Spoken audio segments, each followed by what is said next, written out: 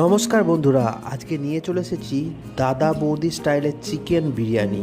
তাহলে আসুন দেখে নেওয়া যাক। প্রথমে মাংসটাকে ভালো করে ধুয়ে নিতে হবে। ধুয়ে নেওয়ার পর ভালো করে একটা ম্যারিনেশন করতে হবে।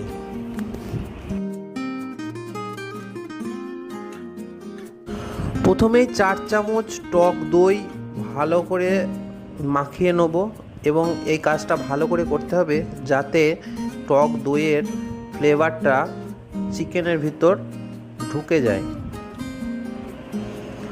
তারপরে এই টক দইয়ের সঙ্গে কাশ্মীরি লঙ্কা গুঁড়ো 2 চামচ দিয়ে দেবো ও তার সঙ্গে একটু তেল, সর্ষের তেল দিয়ে আমরা ম্যারিনেশনটাকে ভালো করে মেখে নেব।